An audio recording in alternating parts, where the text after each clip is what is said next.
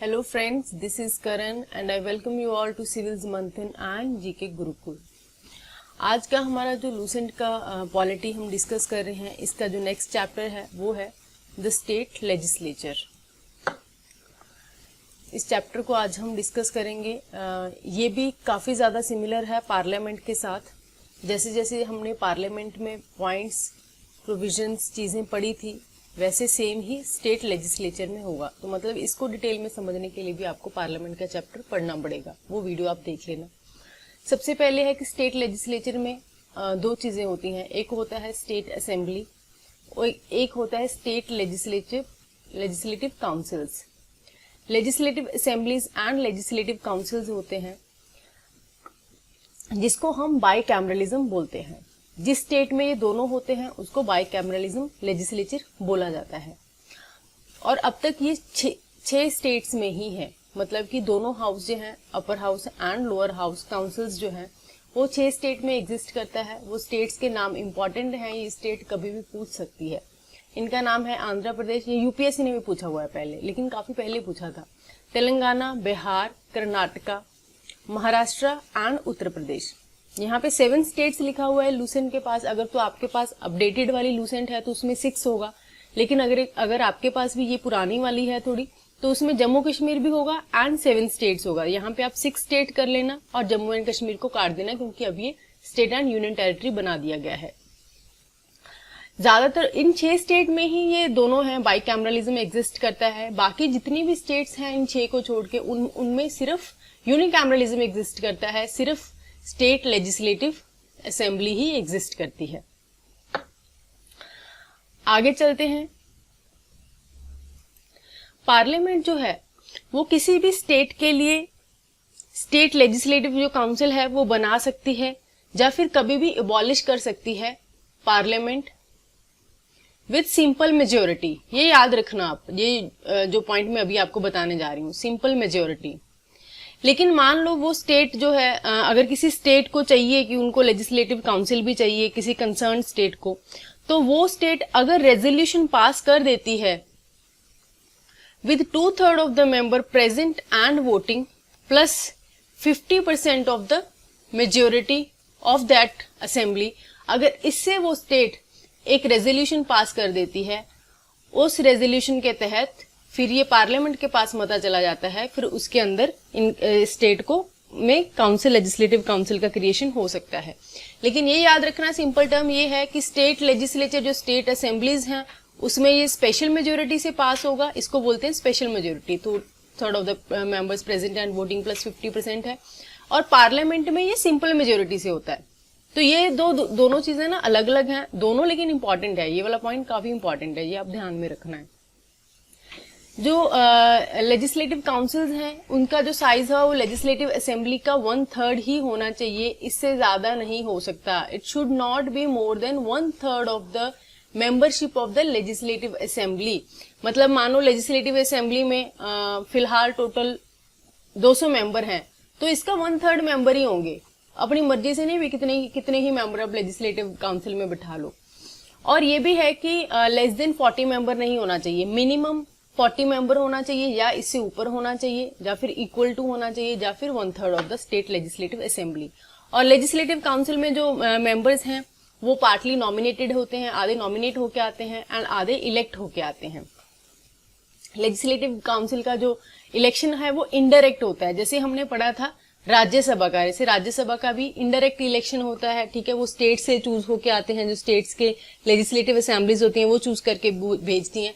Same तरीके से ही by proportional representation by single transferable vote, ये एक प्रोसीजर है इलेक्ट करने का। इसमें डिटेल में जाने की जरूरत नहीं, खाली आप इतना याद रख लेना।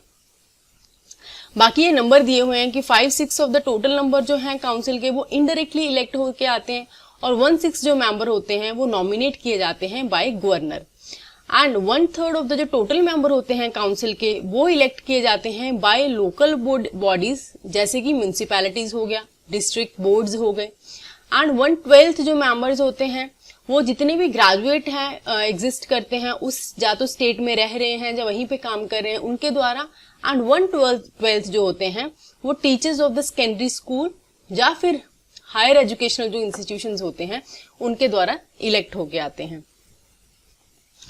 1/3 जो इलेक्टेड मेंबर्स होते हैं ऑफ लेजिस्लेटिव असेंबली, वो उसी असेंबली का मतलब जैसे 1/3 ऑफ द जो मेंबर्स हैं जिनको इलेक्ट करके भेजना है वो लेजिस्लेटिव असेंबली में, वो वही सारे मेंबर होने चाहिए जो ऑलरेडी लेजिस्लेटिव असेंबली का पार्ट नहीं है। मतलब कहने का ये है, जो बंदे लेजिस्लेटिव असेंबली का पार्ट नहीं है वही सिर्फ लेजिस्लेटिव काउंसिल का पार्ट हो सकते हैं। जो अगर कोई बंदा लेजिस्लेटिव असेंबली का पार्ट है तो वो ड्यूल मेंबरशिप नहीं ले सकता। मतलब ऐसा नहीं है कि स्टेट लेजिस्लेटिव असेंबली का भी वो पार्ट हो, लेजिस्लेटिव असेंबली का, लेजिस्लेटिव काउंसिल का भी वो फिर मेंबर बन जाए, ऐसा नहीं है। ये इस पॉइंट में मेंशन है। उसके बाद में है कि जो गवर्नर के द्वारा मेंबर्स अपॉइंट किए जाते हैं, नॉमिनेट किए जाते हैं, वो किस बेसिस पे किए जाते हैं। जो स्पेशलाइज्ड पर्सन होते हैं in science, literature, art, cooperative movement and social services. उसके बाद में है कि जो लेजिस्लेटिव असेंबलीज हैं उसके, देखो ये इसमें ना ऐसे मिक्स ही दे रखा है, बीच में लेजिस्लेटिव असेंबली आ जाता है, बीच में ही फिर काउंसिल आ जाता है। लेकिन आपको ये ध्यान में रखना है, ठीक है, कि लेजिस्लेटिव अभी असेंबली का चल रहा है। असेंबली में जो होते हैं वो डायरेक्टली इलेक्शन होके आते हैं। असेंबली में कौन बैठते हैं? एमएलए ही तो बैठते हैं जो हम इलेक्ट करके भेजते हैं। तो एमएलए तो ऑब्वियस बात है, डायरेक्टली हम इलेक्शन होते हैं, हम वोट डालते हैं on the basis of universal adult franchise.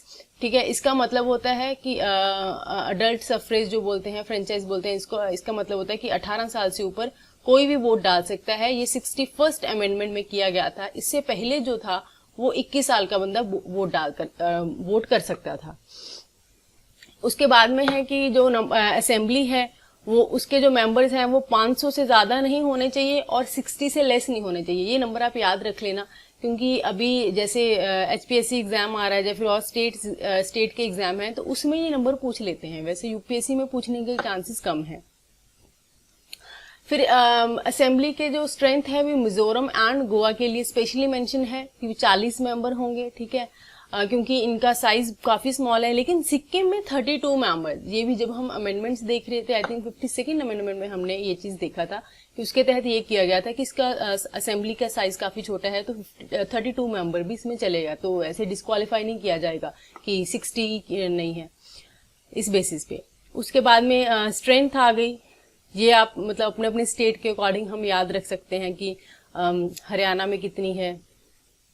Haryana में जैसे 90 है। ठीक है, उसके बाद में अगर आप पंजाब के किसी एग्जाम में बैठ रहे हो तो हम पंजाब का देख सकते हैं, 117 एग्जाम जो है वो पंजाब का है। साथ में साथ वाली स्टेट का भी देख लेते हैं थोड़ा थोड़ा, जैसे हिमाचल प्रदेश का में भी अगर आप कभी एग्जाम देना हो तो 68 है। तो ये स्टेट एग्जाम में अगर बैठ रहे हो तो ये पूछना कोई बड़ी बात नहीं है, पूछ सकते हैं। उसके बाद में है कि गवर्नर, ये ना बीच में गवर्नर की चीजें आ गई हैं, पता नहीं ये पॉलिटी में कैसे दिया हुआ है, बीच में ही उसी की चीजें आ जाती हैं यहाँ पे। तो अभी जो इम्पोर्टेंट उसके रिलेटेड है हम वही डिस्कस करेंगे। गवर्नर एक मेंबर को एंग्लो इंडियन जो कम्युनिटी का होता है उसको नॉमिनेट करके भेजता है।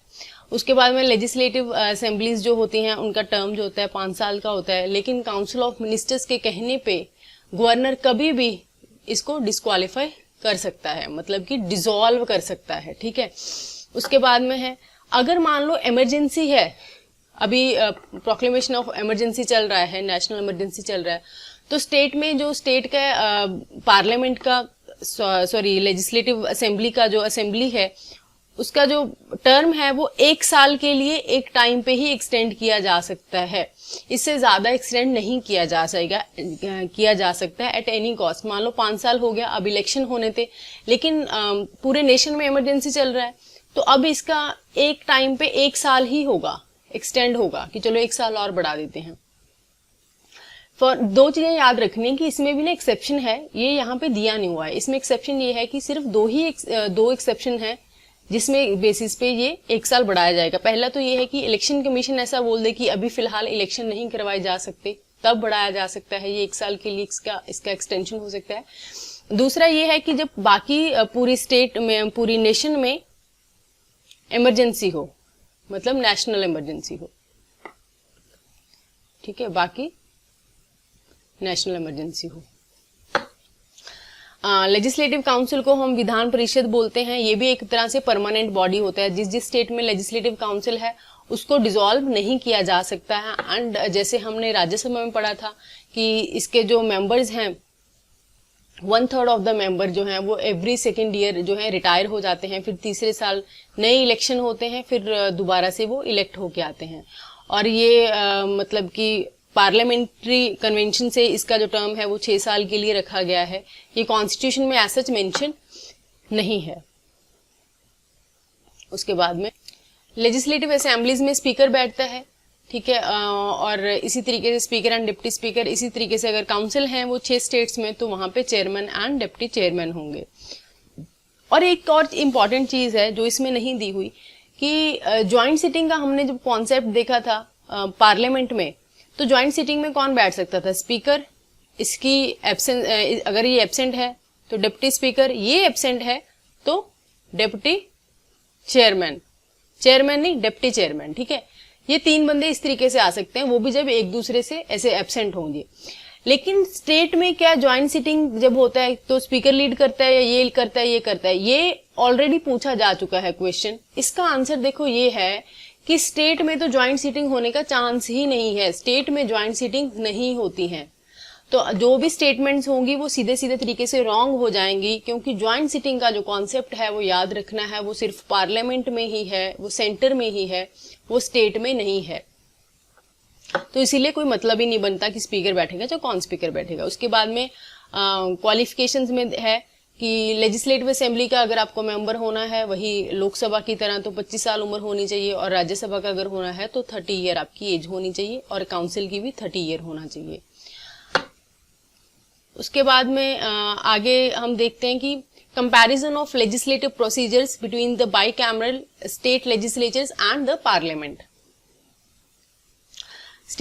बाइकैमरल जो स्टेट्स हैं जहां पे काउंसिल भी एग्जिस्ट करता है, मतलब कि जहां पे दोनों है, असेंबली भी है और काउंसिल भी है, वो जो 6 स्टेट्स हमने देखी थी वहां पे वो कैसे अलग हैं पार्लियामेंट से, ये देखते हैं। सबसे पहले तो मनी बिल का जो पोजीशन है वो सेम है, मतलब कि ये भी असेंबली में ही लाया जाएगा। ये ऐसा नहीं है कि काउंसिल में सबसे पहले लेके आ जाएगा, ये जैसे लोकसभा में आता है यहाँ पे असेंबली में आएगा। उसके बाद में 14 दिन के अंदर अंदर काउंसिल को पास करना होगा उस बिल को। अगर वो 14 दिन के अंदर अंदर पास नहीं करते हैं तो बिल को पास समझा जाएगा। और अदर जो ऑर्डिनरी बिल्स होते हैं, देखो कॉन्स्टिट्यूशनल अमेंडमेंट बिल जो है, अगर इसके रिलेटेड कोई स्टेटमेंट आ जाती है स्टेट लेजिस्लेचर्स में तो वो भी गलत होगी, क्योंकि कॉन्स्टिट्यूशन अमेंडमेंट जो बिल है वो भी मैं पहले भी बता चुकी हूँ आपको, वो भी स्टेट में इनिशिएट नहीं हो सकता। Joint sitting and constitutional amendment act, सोचने वाली बात है, अगर स्टेट में भी इनिशिएट होने लग जाए तो अपनी मर्जी से अमेंडमेंट करते रहे ना, वो कोई भी सेंटर का सब्जेक्ट अपने में डालने उठा के, तो इसीलिए वो नहीं हो सकता, वो सिर्फ इन्हीं की प्रिविलेज है सेंटर की। अदर बिल्स में जो होता है उनका पास होने का प्रोसीजर थोड़ा सा अलग है। उसमें ये है कि जैसे पहले लोकसभा के पास होता है, फिर राज्यसभा के पास जाता है। राज्यसभा के पास ऑर्डिनरी बिल में 6 महीने का टाइम होता है कि 6 महीने के अंदर अंदर वो उसको पास कर सकते हैं कभी भी, लेकिन इसमें सिर्फ 3 महीने का टाइम होता है काउंसिल के पास। और मान लो 3 महीने में उन्होंने पास नहीं किया एंड किसी रिकमेंडेशन के साथ बिल को वापस भेज दिया लेजिस्लेटिव असेंबली में, तो फिर लेजिस्लेटिव असेंबली फिर से वो बिल को भेज सकती है काउंसिल के पास, भले वो रिकमेंडेशन को माने या नहीं माने। जब दोबारा से ये भेजेंगे ना, तब काउंसिल के पास सिर्फ 1 महीने का टाइम होगा। तो मतलब इन टोटल, यहाँ पे मेंशन नहीं है, इन टोटल 4 महीने का समय होता है। 3:1 आप बोल सकते हो कि पहले 3 महीने का होता है, उसके बाद में 1 महीने का दोबारा से जब बिल भेजा जाता है तब होता है। और मान लो दोबारा भी फिर काउंसिल बिल को नहीं मानता है, उसको नहीं पास करता है, तो बिल को लेजिस्लेटिव असेंबली के द्वारा ही पास माना जाता है। मतलब वो खुद से कंसिडर कर लेते हैं कि बिल पास है, भले काउंसिल अपनी उसमें असेंट दें या ना दें। नेक्स्ट है कि जब बिल एक गवर्नर के पास चला जाता है उसके असेंट के लिए, तो वो कौन कौन सी उसके पास वीटो हो, कैसे वो बिल को पास कर सकता है, ये मैं यहाँ पे एक्सप्लेन नहीं करूंगी, क्योंकि ये सेम एज प्रेसिडेंट है, मैंने बहुत अच्छे से एक्सप्लेन किया है, तो आप वहां से इसको देख लेना, ये सेम ही है। Power of governor to promulgate ordinance 213 जो इसका आर्टिकल है, ये मैंने ऑलरेडी डिस्कस कर लिया है आपके साथ में। नेक्स्ट आ जाता है privileges of the state legislature. ये भी देखो सेम ही है जैसे हमने पार्लियामेंट चैप्टर में डिस्कस किया था। सबसे पहला तो ये है जो यहाँ पे मेंशन ही है कि 40 दिन का जब सेशन हो रहा है, सेशन के दौरान, सेशन से पहले और सेशन के बाद में 40 दिन के लिए इनको सिविल केसेस में अरेस्ट नहीं किया जा सकता। और क्रिमिनल केसेस में लेकिन किया जा सकता है, ठीक है। ये इनकी एक तरह से इंडिविजुअल प्रिविलेजेस में आता है। उसके बाद में नेक्स्ट है कि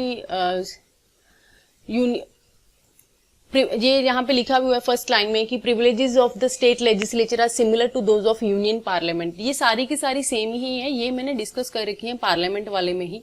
तो ये एक जो इंपॉर्टेंट था कि हाँ दोनों में है, ये आप मैंने बता दिया आपको। बाकी आप ये पार्लियामेंट वाले चैप्टर से देख लेना, ठीक है। अभी नेक्स्ट जो हम पढ़ेंगे special position of Jammu and Kashmir जो है वो तो हट ही गया है, ठीक है। इसको क्रॉस ही कर दो क्योंकि 370 अब रिपील कर दिया तो कोई मतलब नहीं बनता। उसके बाद नेक्स्ट जो है पंचायती राज, वेरी वेरी वेरी इंपॉर्टेंट, जिसको हम बिल्कुल नहीं छोड़ सकते, जिससे एक या दो क्वेश्चन फ्रेम होके आते ही आते हैं, बड़ा हो एग्जाम यूपीएससी का हो भले स्टेट एग्जाम हो, एंड म्यूनिसिपैलिटीज। तो हम ये अभी नेक्स्ट जो है डिस्कस करने वाले हैं। तो मिलते हैं हम नेक्स्ट वीडियो में। Thank you very much.